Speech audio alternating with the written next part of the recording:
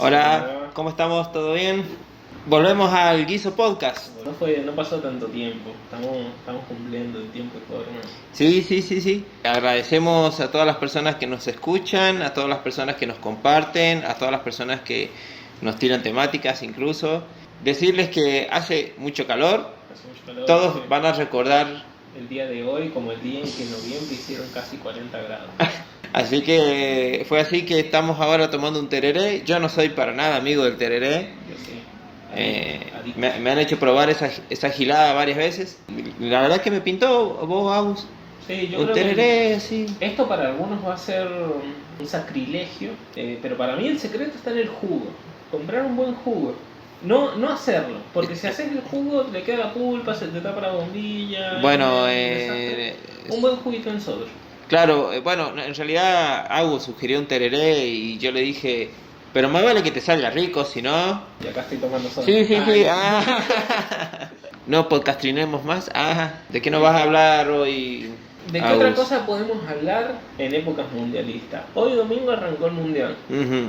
Ya estamos ahí, no sabemos cómo han salido en los primeros partidos. No, Se pueden hablar de muchas cosas. Al último me hiciste la pregunta y no me dejaste que te contestara. Podríamos estar hablando de la deserción escolar de niños que hubo este año, loco. ¿Qué? ¿Y eso qué tiene que ver con Messi? Bueno, está bien, sí, se va a hablar del mundial, pero... Loco, la selección, Messi nos está dando una contención a nivel escolar, porque los pibes van a ir a la escuela a ver los partidos del mundial. Entonces, en esta época, que es final de año, que es cierre de planillas y demás, los pibes van a ir a la escuela, no van a faltar, ¿no?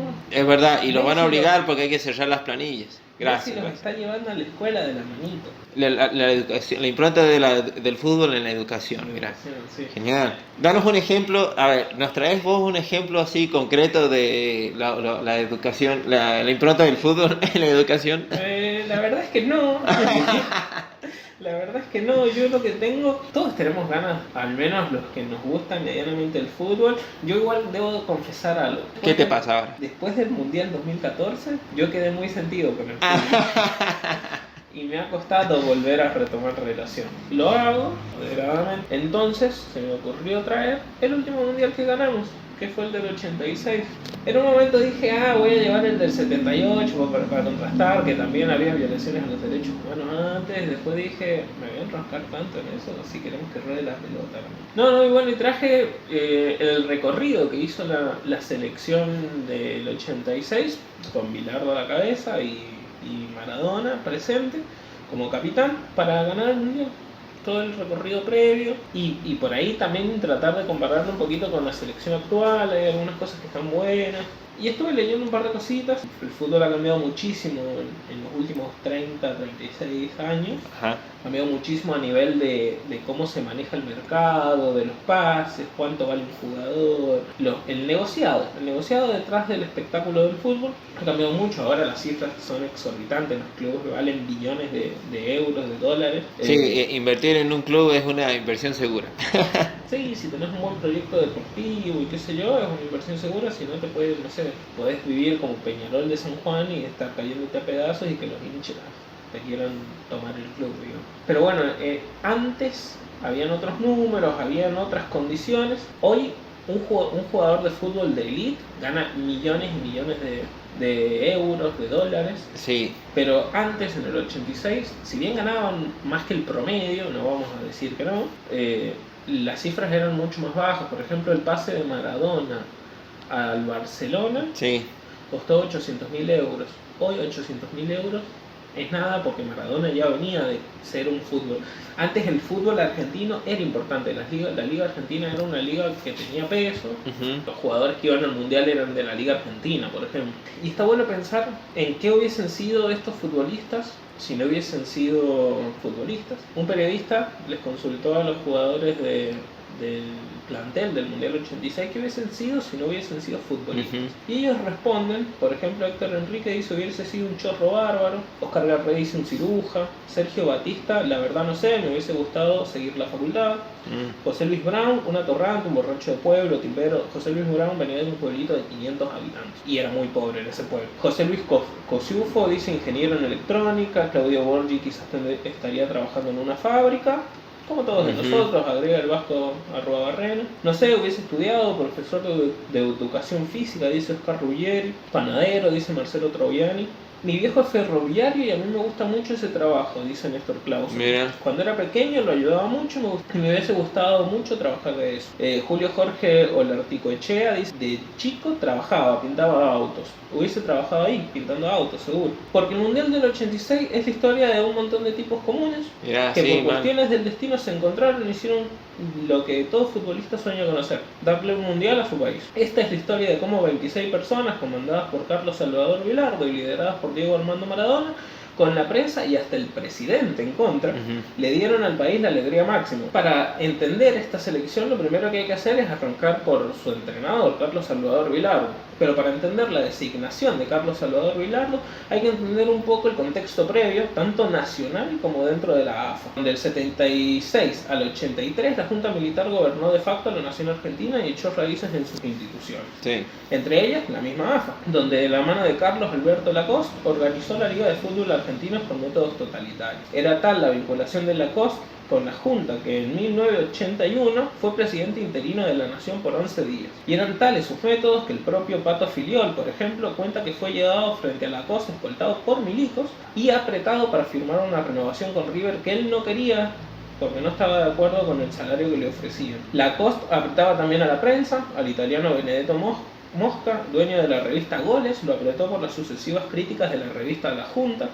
Hizo echar a uno de los redactores bajo amenaza de poner una bomba en la redacción. Fue el mismo Lacoste quien colocó a Julio Grondón al frente de la AFA en el 79, donde ya era secretario de Hacienda desde hacía varios años y lucraba con su posición. Por ejemplo, fue el proveedor, a través del corralón que tenía su familia, de los materiales de la reconstrucción del estadio de River durante el 76. Y cuento todo esto porque en el 81, Lacoste fue el primero en sugerir que se invadieran las Malvinas, hecho que se llevó a cabo en el 82, a 2 meses del Mundial de España. Y la propaganda oficialista rezaba a argentinos a vencer, lo que implicaba tanto a la guerra como al mundial. O sea, tenían una estética, bueno, estaba impregnada de la estética de una dictadura militar. El equipo del 82 mantenía las figuras de Argentina campeón del 78, que había sido campeón en Argentina durante el gobierno de Faccio, e incorporaba a la joven estrella Diego Armando Maradona.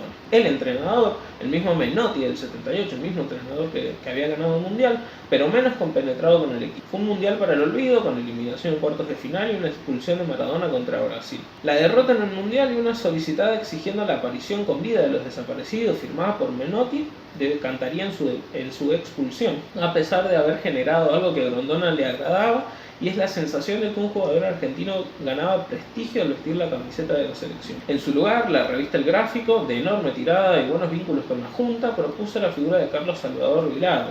El Gráfico era una de las revistas más importantes de fútbol de aquellos años. De hecho, las crónicas del Mundial, el común de la gente la seguía por la revista El Gráfico. Qué sé yo, la gente, mi viejo tiene una colección de revistas El Gráfico, por ejemplo. El Gráfico no solo ponía y sacaba directores técnicos de selecciones nacionales, sino que tenía enorme gravitación por su peso y por su influencia también en la designación de los dirigentes de los deportes. Recuerda Ernesto Cherkis Bailo, periodista deportivo. Grondona no quería a Vilardo y lo acusaba de pinchar con alfileres, pero después de una reunión patrocinada por El Gráfico, la cosa cambió. Firmó contrato el 24 de febrero del 83 Vilardo. Vilardo era innovador y reservado con sus tácticas, y si bien afirma gustarle del fútbol lírico, dice también que la gente y los dirigentes son exitistas y solo viven de los triunfos. Una semana después de firmar su contrato, Vilardo se fue de gira por Europa, pagado todo de su bolsillo, y al primero que visitó fue a Menotti, al antiguo entrenador. Desestimó todos sus consejos. Desde el primer momento Vilardo innovó, desafió el hegemónico 4-3-3 del fútbol argentino con un 3-5-2. Con ello descartó la posibilidad de jugar con 2 wingers y un delantero central para jugar con 2 delanteros y 2 bandas que bajaban y subían conforme se necesitaba. Los jugadores no se adaptaron de inmediato, es más, se oponían. Burruchaga menciona que todo lo que Vilardo pedía, todo lo que él quería, de alguna manera fue muy discutido. Te diría que hasta rechazado. El Tata Brown recuerda que lo de Vilardo era totalmente diferente a lo que hacían usualmente los equipos y era exigente.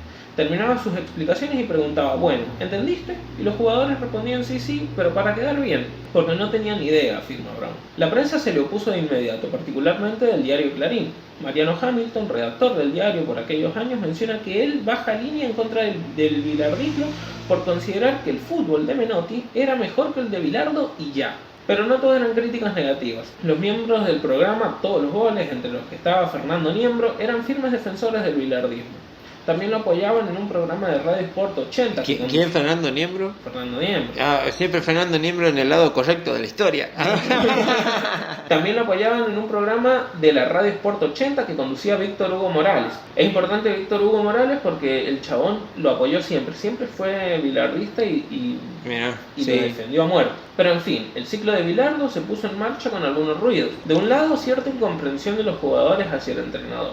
Del otro, la falta de adhesión popular, asentada por una prensa que no acompañaba ni entendía las decisiones del técnico en los diarios y las revistas más leídas. Pero aún faltaban 3 años para México 86 y Bilardo quería comenzar a construir un equipo que disputaría el próximo Mundial. Y para ello tomó una decisión que lo transformaría todo: fajar el brazo izquierdo de Diego Armando Maradona con la cinta de capitán. Los antecedentes de Maradona lo postulaban como un ya no tan futuro crack. Deslumbró enseguida y se adueñó de la camiseta número 10 del bicho el segundo partido, después de debutar a los 16 años en Argentinos Juniors en el 76. Luego fue campeón y rey absoluto del Mundial Juvenil de Japón en el 79, y en el 81 viajó de la Paternal a la Boca para ser el nuevo campeón, esta vez del Metropolitano con Boca Juniors. El 4 de junio de 1982, 7 días antes apenas de que empezara el Mundial de España, firmó con el Barcelona en un monto récord de casi 8 millones de dólares. 8 millones de dólares. Y hoy los traspasos normales son de 30, ponele. Pero qué locura, ¿qué le pasa a esta gente?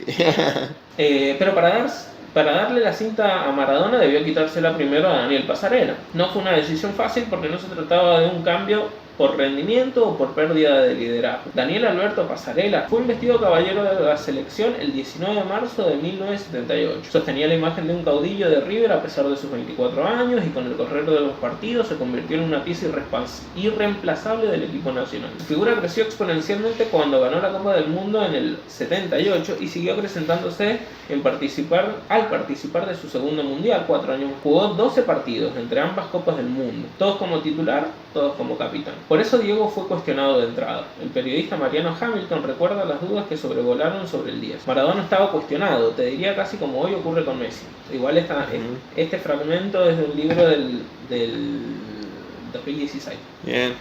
Hoy Messi ya no es tan cuestionado. No. Que ahí era 2016, es el medio del cuestionamiento a Messi. Sí, como la mitad más profunda, sí. Sí, para mí un poco antes, también Mundial 2014, muy cuestionado. Bueno, 2016 perdimos Copa América. Sí, ahí era el fondo del cuestionamiento Messi, así. Bien, Maradona estaba cuestionado, te diría casi como hoy ocurre con Messi, dice Hamilton hace años. O sea, esto del mejor jugador del mundo en todos lados, menos en la selección, el mejor jugador del mundo, pero no nos da un título, también ocurría con Maradona. Pero Bilardo fue tajante. Es Maradona y 10 más, supo decirlo a los jugadores. El doctor fue a Barcelona a comentarle su decisión al Diego. Bilardo dice que ese fue el día. No se la llegas a pasar a Maradona, Bilardo te mata, ¿sí? No, es Maradona y 10 más.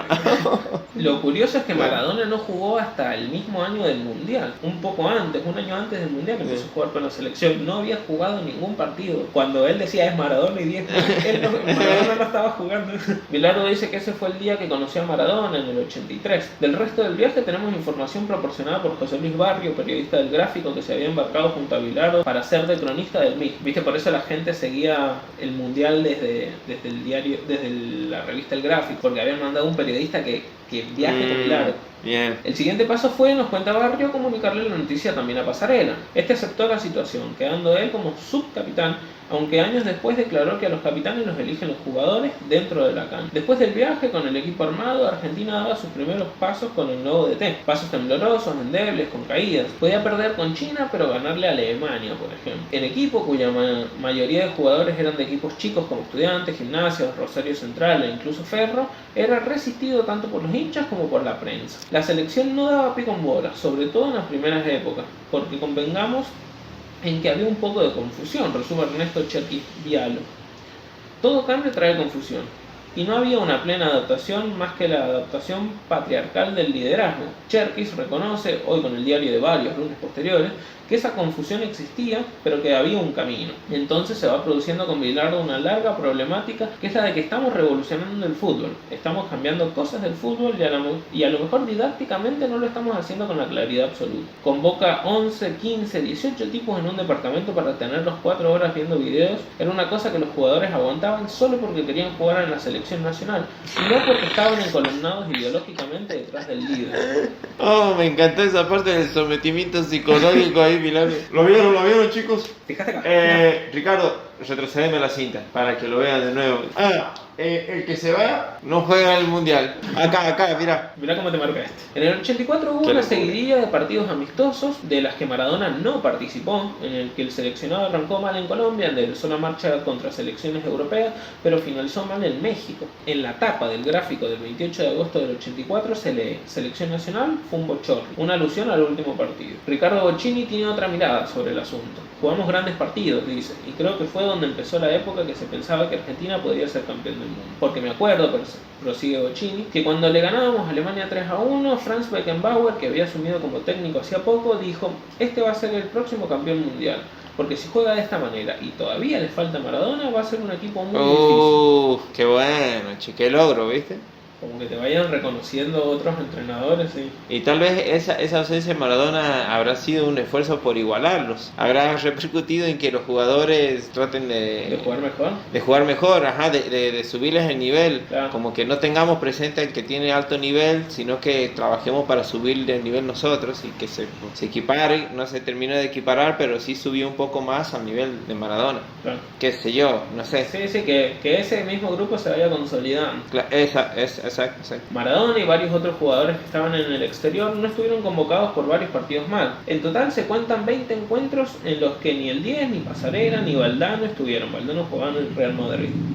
Diego recién debutó en el seleccionado de Bilardo el 9 de mayo del 85 en un amistoso que terminó 1-1 en el Monumental contra Paraguay. Luego vendrían las eliminatorias hacia México 86, unas eliminatorias muy distintas a las de ahora. Había 3 grupos, el 1 con 4 equipos, único con 4 equipos, lo tenía a Argentina como protagonista junto a Perú, Colombia y Venezuela. En el 2 estaban Uruguay, Chile y Ecuador, y en el 3 Brasil, Paraguay y Bolivia. Se jugó durante más de un mes, en el caso del grupo 1, y solo los ganadores de cada zona obtenían el pase directo al mundial, es decir, 3 pases. Luego un cuadrangular por eliminación directa a partido de ida y vuelta entre los equipos con mejor promedio de victorias de todos los participantes definiría la cuarta plaza, es decir, un quilombo entre el resto. Los primeros 3 pasan seguros, el resto se mata.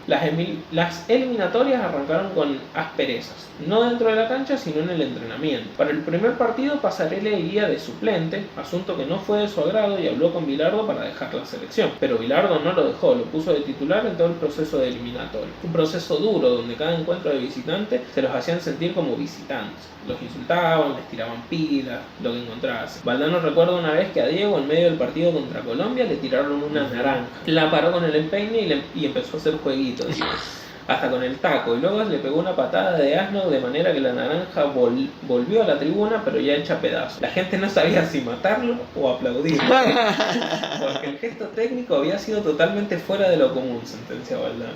Le tiraba pero bueno eso, le tirás las algo para recepciones hace los jugadores, hace jueguitos así, tac, y te la devuelve el shot. Bien, en ese eliminatorio los partidos eran cada 7 días. Jugaron en Venezuela, Colombia y luego 2 veces en el Monumental contra los mismos rivales. Maradona se lució en cada uno de los encuentros, y ya en Argentina los hinchas cantaban Maradón, Maradón, como agradecimiento por lo que empezaba a otorgar el capitán. De los 4 jugados, los 4 ganados. Con solo un punto Argentina se clasificaría para el Mundial de manera directa, pero Perú, que también ansiaba la clasificación, no pondrían las cosas tan sencillas. En ese tiempo los puntos de una victoria contaban 2 en lugar de 3. Perú estaba solo 3 puntos por debajo de Argentina, que lideraba el grupo, pero con 2 victorias la clasificación sería suya, y tenían que jugar Argentina en Perú y después Perú en el Monumental. Había un clima intenso, en el hotel había gente que los molestaba y no los dejaba descansar. Incluso Sendero Luminoso, muy activo en esa época, había declarado sus intenciones de secuestrar a Maradona. Y, obvio, este es fútbol.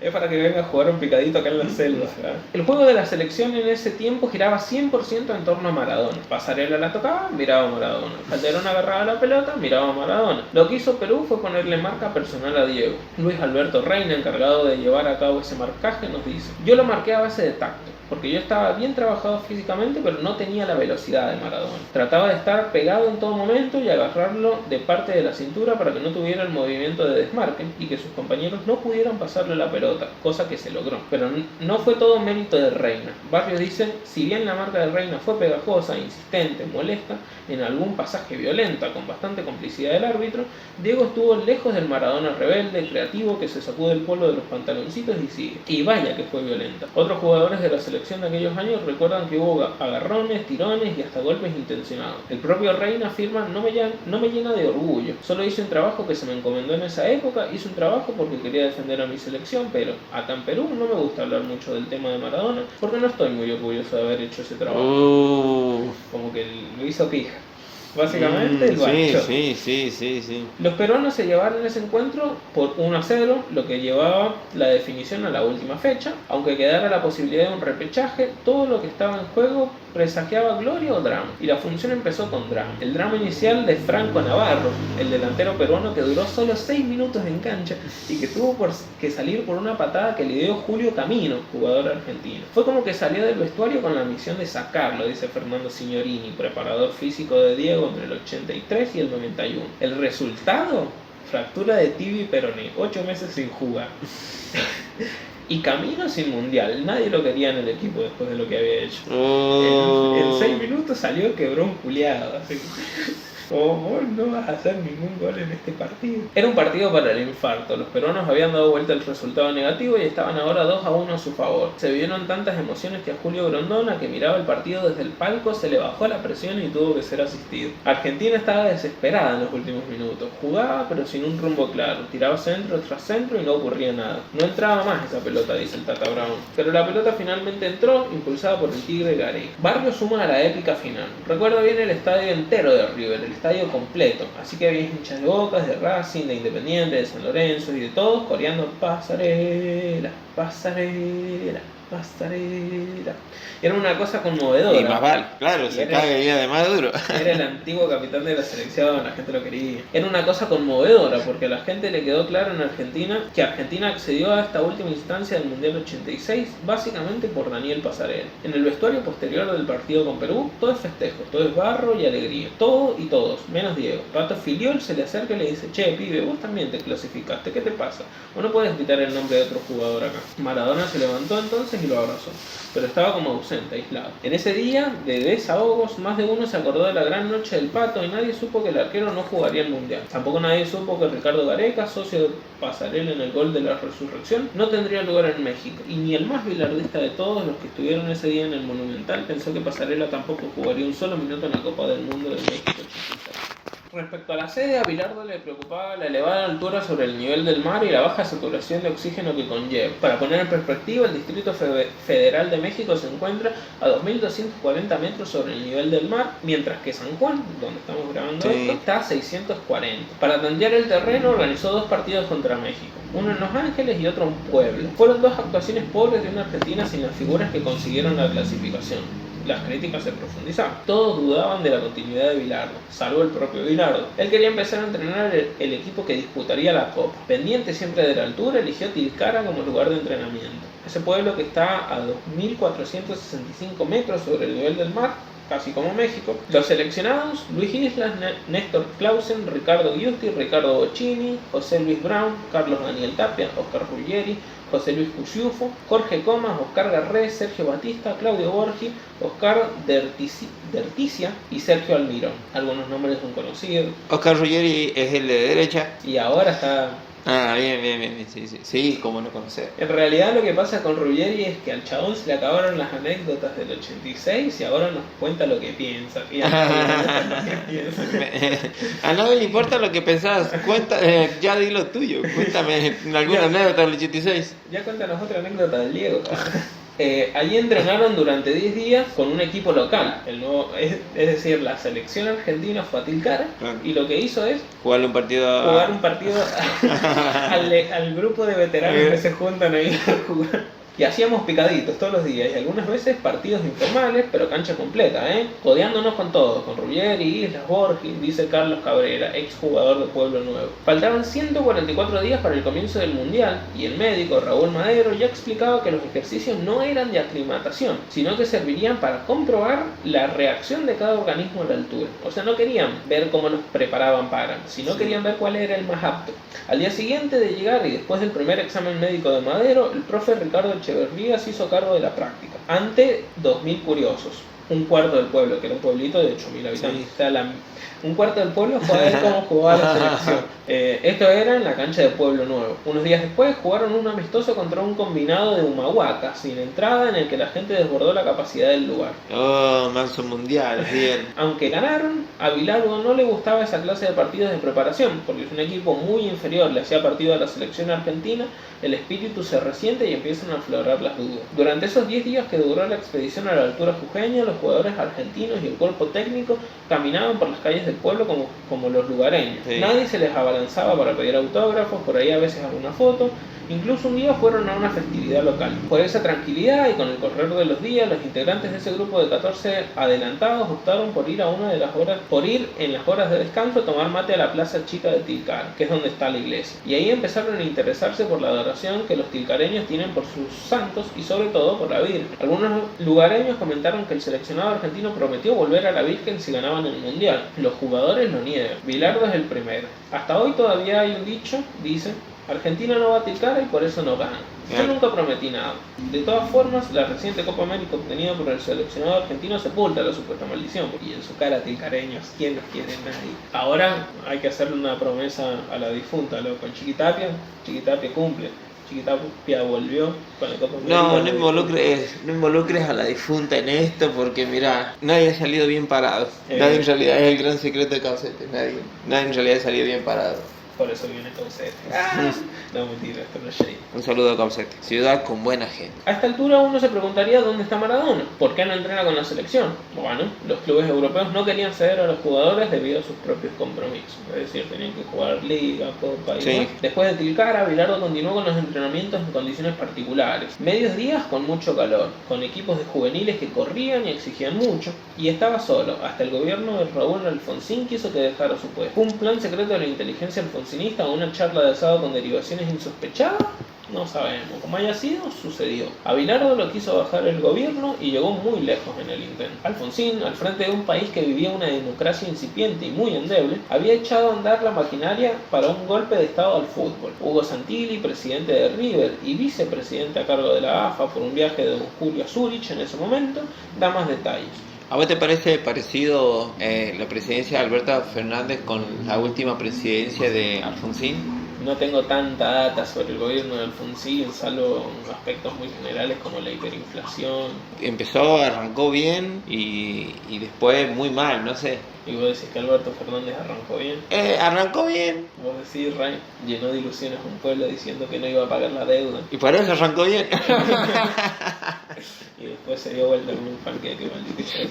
Me parece que tal vez ahí, lo que es el 86, si la selección andaba mal, no sé, qué sé yo, podría repercutir en la fragilidad que tenía el gobierno. Sí, boludo. Y bueno, y hoy también. Sí. Y hoy también, la verdad. Y hoy ha dicho que primero gane la selección y después la inflación. Se destapó que nos dan fútbol para que nos distraigamos de los problemas políticos y lo logran bastante bien. Es un pan y circo, somos pan y circo. Pero qué buen pan. Bien, a Bilardo lo quiso bajar el gobierno y llegó muy lejos en el intento. Me llamó Rodolfo Rilli, entonces secretario de Deportes de Alfonsín. También que cambie la formación.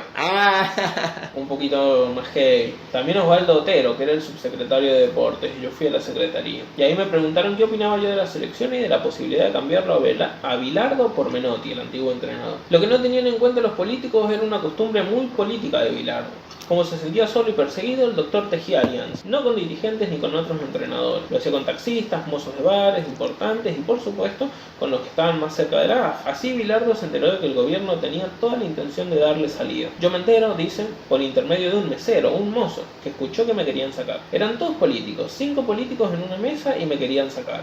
El mozo escuchó toda la charla, era gente del gobierno y de un diario muy importante que también me quería sacar. Lo llamaban a Grondona, el director de Clarín. Pero con Sol, así, la estrategia. Si me hago amigo de ellos, esto van a decir, no, Bilardo venía, tomamos un café, ahí te daba charla, todo, te hacía participar de su universo, a cambio de información. Era como Varys. Ajá, era un Varys.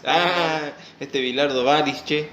Era un eunuco, Bilardo era un eunuco. Pero tanto Grondona como Diego Maradona salieron a apoyar. Si Bilardo es removido de su cargo, dijo el 10, tendrán que buscar a otros jugadores para el Mundial porque nosotros no estaremos. A pesar de que había defendido el proceso de Bilardo con una unidad ahí. Y sí, le dio la capitanía, tenía que bancar. A pesar de que había defendido el proceso de Bilardo con uñas y dientes, Grondona tenía algunas observaciones para hacer en la lista final del plantel que iría a México. Algo que venía madurando desde las convocatorias realizadas por Bilardo durante febrero y marzo, y especialmente tras los amistosos jugados en abril. Bilardo defendió sus nombres y emprendió una gira europea en la que a los 16 concentrados en Argentina se le sumarían luego Maradona, Burruchaga, Valdano, Pasculi y Pasarello. Con ellos Grondona influiría para que luego se le suma el vasco Olarticoechea a 2 meses del Mundial. A él Bilardo tuvo que convencerlo. Por eso, después de un partido de Boca, tuvieron una charla al costado de una ruta donde Bilardo le explicó cómo jugaría y el vasco aceptó. Tras el éxito con el vasco, el entrenador también sumó a Claudio Borghi. Las reuniones se sucedieron en esos días tormentosos de abril. La jugada que lo salvó de la volteada a Bilardo tuvo mucha ayuda de Grondona. Hubo entradas y salidas en la lista, quedó el arquero Miguel Celada, que atajaba en México, se sumaron Bocchini y Enrique, y quedaron fuera Sabela, Russo y Trocero. En la noche del jueves 17 de abril fue anunciada oficialmente la lista de los 22 jugadores que irían al Mundial. El jueves 24 de abril partió el avión de Iberia que llevaba 15 jugadores, 5 integrantes del cuerpo técnico y 3 dirigentes. Luego se sumarían los que jugaban en Europa. La imagen de ese momento de la selección era terrible. Algunos jugadores recuerdan que cuando salieron del aeropuerto no había más que un puñado de personas para despedir, todos familiares. No. Y pensar que ahora Qué buena caracterización. no te quieren ni tu familia. No, y ahora no, por poco son los Beatles, loco. Sí, boludo, ahora Hasta les gusta, hasta John Martin les gusta, así, hasta la Scaloni les gusta. ahora llegan a Qatar y van a recibirlo no solo los argentinos, sino los I never give you my indios. number. Bueno, no sé si la selección son los Beatles, capaz que están en su etapa Abbey Road. Es la final, su etapa final es el cierre, pero dando un buen cierre. Dando un excelente Un excelente cierre. que nos puede sorprender. De esta aventura llamada Selección. Messi, la revancha de un segundo jugador mejor del mundo argentino. El mejor jugador de todos los tiempos. Bien. Iban rumbo a Noruega donde jugarían un amistoso. Llegaron el sábado 26 y a 1500 kilómetros ese día explotó el reactor nuclear de Chernobyl. Noruega fue la 7ª nación europea más afectada por la contaminación y mientras la selección perdía 1-0.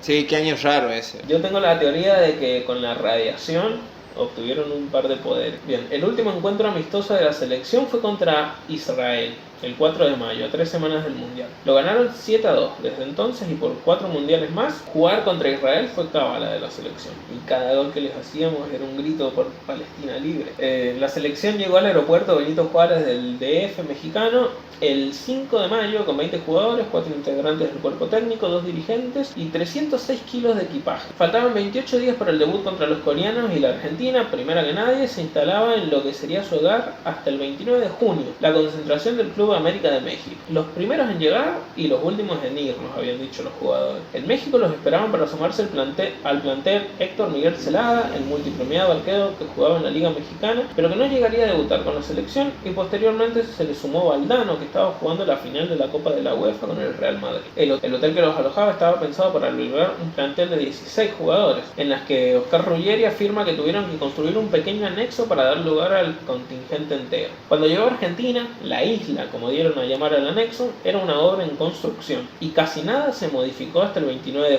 junio. Parecía una casa a medio terminar. paredes con ladrillos a la vista, veladores de distintas familias, lamparitas colgando. Nadie podía pensar que en un lugar así puede descansar un deportista de alto rendimiento. A las camas, cuenta Ruggeri, como éramos altos y no entrábamos, les habían puesto un suplemento con cajas. A la habitación del Tata y de pasar como un hostel muy de mala muerte, de esos que llegás a las 11 de la noche a un lugar y decís, en algún lugar tengo que dormir y solo encontrás eso. Pero tengo poca plata, así que chao. Jugadísimo, sí, pero bueno. Pero bueno, acá hasta mañana. Mañana vemos a la habitación del Tate de Pasarela, le había quedado la parrilla adentro. Claro, porque era un quincho que se cerró con chapas. Para ilustrar la precariedad del lugar, Valdano recuerda que era época de lluvia y a la tarde nos llovía dentro de la pieza. No, qué feo. Era todo muy precario, enfatiza Burruchaga, pero Carlos quería todo eso. De alguna manera nos educó, nos enseñó y nosotros ya estábamos acostumbrados. No nos molestaba, todo lo contrario. Cuando hoy uno ve a dónde va nuestra selección, nos queremos morir. En ninguna de las giras que hicimos nosotros viajamos en primera. Hoy eso es impensado, todo el mundo va en primera. Y a veces en aviones privados. Mínimo en primera, sí, obvio, sí. ¿Cómo Messi se va a pasar a sí mismo en la valija? ¿Cómo que Messi tiene que poner la valija arriba? ¿Cómo que Messi tiene que armar su valija? Yo se la armo. Bien, durante el tiempo que el plantel se concentró en el hotel, perteneciente y ubicado dentro del predio del Club América, las actividades fueron escasas. Algunos descansaban o tomaban mate, se jugaba a las cartas, se escuchaba música, pero cada uno tenía sus funciones en el plantel.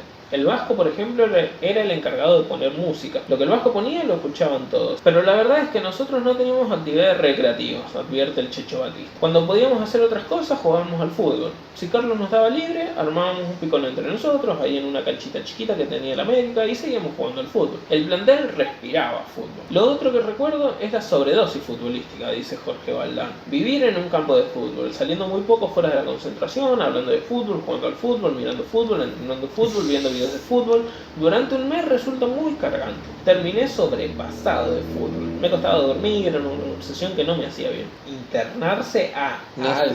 No sé, estaría bueno. Por un tiempo, ¿sí? Sí, así debe ser grabar un disco. ¿Sí? Así debe ser grabar un disco, escribir un especial de comedia, sentarse todos los días a escribir un poco. Sí, ese tiempo que tienen las bandas de que tienen que cerrarse a producir un disco así. Debe ser así. Que se van a una casita en Alaska. Producen en una casa en Alaska. Y ahí es cuando le dan más con un caño a las canciones del otro. Como no capaz que te desafías más los aportes. Hasta que no vengas con el mejor riff o con la mejor letra, no ni aparezca. Total tiempo para esperar tenemos. Ponete a ensayar. Lo que debe ser, ensayar todos los días así a las 7 de la tarde, así. Como que convivís así, pero a las 7 de la tarde ensaya. Y te armas una rutina y esos momentos terminan siendo de mayor concentración porque preparas a tu cerebro para que en ese momento sea creativo. Sí, está bueno. Después de una pausa. Bien, la selección a pedido de Belardo fue a Colombia a jugar un amistoso contra Junior que terminó en 0-0 con una pobre actuación de Argentina. Los jugadores tuvieron una serie de charlas entre ellos a puertas cerradas y sin el DT para hablar de su situación. Las críticas externas les hacían mella. A Pasarela en particular le molestaba no ser titular indiscutido y que Maradona, que a su criterio tenía privilegios y una cinta de capitán que no merecía, fuese el capitán. ¿Vos sos el capitán?, le increpó Pasarela a Diego aquella vez. ¿Qué vas a ser capitán, pendejo? A vos te gusta la joda. Diego, en su biografía Yo soy el Diego de la gente, menciona que Pasarela había corrido la bola que él tomaba cocaína. Está bien, le respondió. Yo asumo que tomo, pero acá hay otra cosa. Y no hay actitud más de merquero que asumir que la gente está pensando que vos tomás cocaína. Hubo un intercambio de palabras, un ida y vuelta que Valdano, con el correr del tiempo, catalogó como positivo. De esos enfrentamientos salimos sanos, dijo. A partir de ahí los resultados fueron haciendo su trabajo y cada día nos sentíamos más ganadores. Pero eso no pudo verse hasta después de ganada la Copa. La tapa del gráfico del 27 de mayo del 86, la clásica de la hora cero del Mundial, los encuentra Diego Maradona y Daniel Pasarela juntos y luciendo unos enormes sombreros mexicanos. El capitán de ahora y el capitán de antes estaban juntos y sonrientes, aunque durante todo el transcurso de la producción fotográfica, Maradona y Pasarela ni se dirigieron la palabra. Y se fueron sin hablarse, es el periodista José Luis Barrio, que era el enviado del gráfico que viajaba con la selección. Y cuando el antiguo capitán de la selección, a solo 4 días del debut contra Corea, quedó fuera del Mundial por un particular problema gastrointestinal, las sospechas cayeron sobre Bilardo y su fórmula Maradona y 10 más. El propio Pasarela acusaría a Bilardo y al médico del equipo, Madero, de que le habían puesto algo en la comida para limpiar. Sí. Como que estaba todo podrido ahí. Pasarela dice que fueron 8 los kilos que perdió y que fueron 10 los días que estuvo internado con suero en un hospital del DF. Los diarios no pudieron certificar con antelación que el hombre que alzó la copa en el 78 faltaría a la cita y hasta lo dieron en las formaciones para el partido con Corea del Sur. Sin embargo, Pasarela supo, acaso antes que nadie, que no estaría ni en el debut ni después del debut. El sueño de jugar su tercer mundial consecutivo se fumaba sin remedio y en su lugar entraría el Tata Brown, un jugador al que pocos le ponían ficha. Venía de una lesión importante y estaba sin club. Y aunque los medios decían que había ido a cebar mates, Bilardo le tenía en buena estima. Le anunció que jugaría a solo unas horas del encuentro. Para la gloria o para el desencanto, lo que sucedía con la selección iba a pasar alrededor de Diego Maradona. Y Diego ya daba que hablar incluso antes del debut. Algunos jugadores estaban descontentos por el horario de la mayoría de los partidos, que debían disputarse a mediodía. Las altas temperaturas al parecer no eran rivales frente a las millonarias cifras en derechos de transmisión, porque coincidía bien con los horarios de Europa, con los horarios de América del Sur. Entonces mediodía tenía que ser el horario. Yo vendo un negocio llamado fútbol, había dicho Avalanche, el presidente de la FIFA. No muy diferente a lo que pasa ahora y los cuestionamientos a Qatar por las cifras de muertos en las construcciones de los estadios, por cómo tratan a la comunidad LGBT, a las mujeres. Maradona alzó la voz. Es un error jugar a mediodía y Avalanche debería saberlo, dijo. Valdano se prendió a la jugada y pegó más duro. Es criminal el horario de los partidos y un atentado contra la integridad física de los jugadores, diría el Madrid. No entiendo por qué los intereses de la televisión están por encima del fútbol. Ni la hora ni la altura perjudican a un atleta que está bien preparado, respondió Avalanche. No se habló más del tema. Refunfuñando, los jugadores jugaron entre las 12 y las 16 horas. Y no le tocaba, espero que no les haya tocado días como hoy. Hoy sí. No da a jugar ahora en este momento. Y en todo lo que hemos visto hasta el momento es cómo se armó el plantel, digamos, algunas curiosidades de cómo se armó el plantel. Y es todo lo que vamos a ver por hoy. Dale. Todo lo que vamos a ver por hoy. ¿Querían más? Pues no hay más. Esto es así. Bueno, es que se puso muy futbolero. El podcast. Es que es época futbolera. Esto pasa una vez cada 4 años. Hay que disfrutar. Bueno, ustedes disfrútenlo también, pero disfrútenlo y sobre todo toleremos que haya gente que disfrute este tipo de cosas y cómo lo disfrutan también, y también toleremos que hay gente que no lo disfruta, pero yo conozco a la gente que no lo disfruta y está todo bien. O sea, no son antimundial, simplemente no les importa. No lo viven con la pasión que lo viven otros, sí, se entiende. Escuchen. Corran la ola. Nuestros rivales en el campo son personas. Nos vemos la próxima, Agus. Nos vemos la próxima y se suscriben, comparten. Igual, si se han quedado manijas, hay una segunda parte. Va a continuar más pronto de lo que ustedes creen. Hasta luego. Chao.